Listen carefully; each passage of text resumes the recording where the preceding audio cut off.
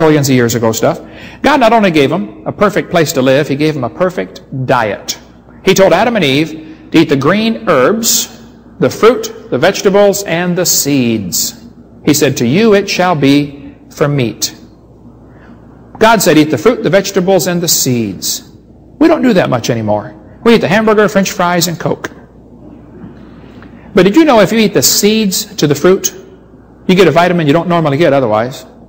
Now be sure to get organically grown seeds, okay, and fruit. Don't get the ones with pesticides and all that kind of stuff and herbicides. But these seeds contain a vitamin called vitamin B17. When you eat a peach, you should eat the seed. You say, man, that thing's hard. No, that's the hull. Crack it open, there's a nut inside, okay? It looks like an almond, and it tastes pretty bitter. It'll give you a pucker that'll last about an hour and a half. Some of the old-timers look at me and think, pucker, what is that for? Man, I used to know. My dad said, you know you're getting old when you get all the way across the room to give your wife a kiss, and then you forgot why you came. Yep, you're getting old, Dad. These seeds contain a substance called cyanide. People say, oh, that's poison. Oh, now wait a minute. Hydrogen is explosive, right? Ask the folks on the Hindenburg, they found out. And oxygen supports combustion. Who in their right mind would spray hydrogen and oxygen on a fire? Every fireman in the world. It's called water, H2O. See, the cyanide found in this seed is perfectly harmless unless it gets broken loose. Don't let anybody tell you it's poisonous, okay? It is poisonous to one thing. There's only one thing that'll break away the cyanide from the molecule and make it deadly. The only thing that'll do that is the protein coating found around cancer cells. So people that have cancer can take this B17 stuff, and it seems to selectively destroy the cancer cells.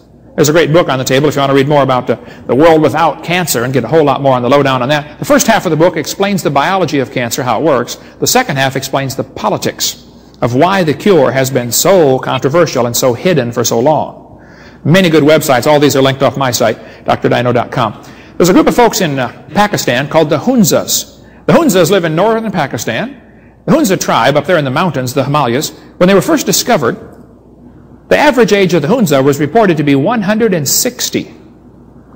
This is where the legend of the valley where you live forever came from. It's called the Valley of Shangri-La. How many ever heard about that in literature class in English?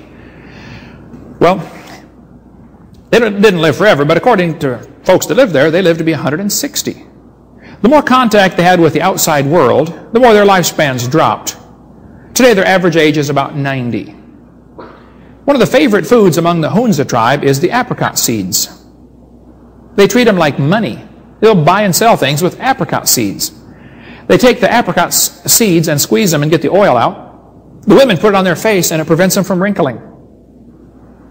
They say the women look great for years. Average age of 90, and they never get cancer. Well, that's interesting. People who take nutritional therapy for cancer have a much higher survival rate than those who take conventional therapy. Some people say, oh, you don't think a vitamin will cure a disease, do you? Oh, you better study the history of medicine. For years, many sailors died of a horrible disease called scurvy. The British Navy lost 1 million sailors to scurvy. Does anybody know what cured scurvy? Citrus, limes, fruit. They called them the limeys, didn't they? A simple vitamin cured a horrible disease. For many years, people died of beriberi or pellagra or rickets. They're all vitamin deficiency diseases. See, the Bible says God gave herb for the service of man and bread to strengthen man's heart. Bread strengthens your heart. That's what the Bible says. Well, it used to. Keep in mind, the love of money is the root of all evil. Somebody discovered years ago, the thing that makes the bread go bad are the oils in the bread. Vitamin E, lecithin, and omega-3 fatty acids. So they figured out a way to take out the oils in the flour and made white flour. This was done about 200 years ago. This is when they started making bread that would last for weeks. Back before that, you had to bake your bread every other day. Man, bread just wouldn't last very long. Remember the Bible talks about our daily bread? Interesting. Well, love of money, you know, you don't want to bake 30 loaves and sell 10 and have 20 go bad, so they would figure out why is it going bad, and let's fix it. They took out all the oils, and right away the bread started lasting longer. And right away people began having heart attacks, strokes, and circulation problems. Because they're connected. See, kids, the whiter the bread, the quicker you're dead. Now, the white bread doesn't kill you, but the white bread fills you up and it prevents you from getting all the vitamins you need. Because there's very little nourishment in white bread. There are basically two philosophies of health and medicine. One philosophy is based upon evolution thinking, which says your body's nothing but a bunch of chemicals that got together by chance, so you treat diseases by adding more chemicals. This is called drug therapy. If you have a headache, you say, "Doctor, I've got a headache." He says, "Here, take an aspirin." The philosophy of health and medicine is based upon creation, which says your body was designed by a creator, and he gave us the food supply to meet our needs. It's called nutrition therapy. Lots more on that on our videotape, The Bible and Health, if you want to get more. I think we should treat most diseases with vitamins, minerals, oils, things like that. Your body needs about 60 minerals, 16 vitamins, and 3 oils every day. If you don't get it, something's going to go wrong somewhere. The Bible says, to every beast of the field and every fowl of the air and everything that creeps on the earth, when there is life, I've given every green herb. You know, before the flood,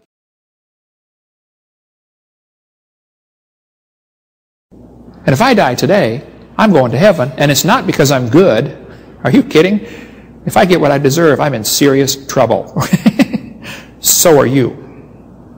But if I get what I deserve, I'm in serious trouble. I'm going to be accountable to God. That's right. And because I do not have a 501c3 corporation, I do not fill out any income tax forms. They think, oh, Hovind's a tax. I'm not a tax radical. I'm not rebelling. That's right. I'm trying very hard to obey the law. Exactly. The real law. I do not have a 501c3 corporation. I do not fill out any income tax form. My name is Kent Hovind. I taught high school science for 15 years. And now I travel and do seminars on creation, evolution, and dinosaurs. At our ministry, we produce a lot of videotapes. We've made over 1 million videos now in 6 languages. A lot of videotapes. We've made over 1 million videos now in 6 languages. I do not have a 501c3 corporation. I do not fill out any income tax form. If I get what I deserve, I'm in serious trouble.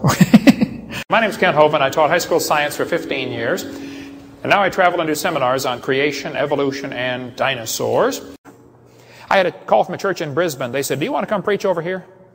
I said, "I need to pray about this." He said, "Yes." I took my whole family to Australia. My daughter and I got to go scuba diving at the Great Barrier Reef. It was incredible. At our ministry, we produce a lot of videotapes. We've made over 1 million videos now in 6 languages. I do not have a 501c3 corporation. I do not fill out any income tax form. If I get what I deserve, I'm in serious trouble. Question, they are trying to get seizure of the property. Oh, yeah? I think all the masters for every DVD we produce should be off your house or someplace else, you know? Okay. That all's been taken care of. Okay. So, but we'll double the effort.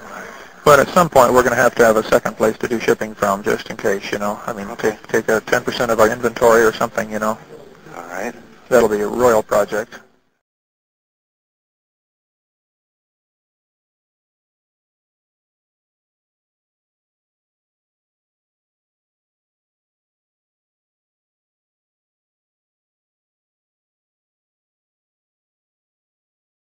How the government's trying to file, or either the government or IRS is trying to put liens on all the other properties. How does she know that? I guess she talked to Behringer this morning, and Behringer said something about that. So I'm trying to find out more about that. Don't tell Behringer anything. He should not even know there are other properties. They're all different trusts. I mean, that's all Glenn has to do all that. Behringer's sticking his nose in where he doesn't belong.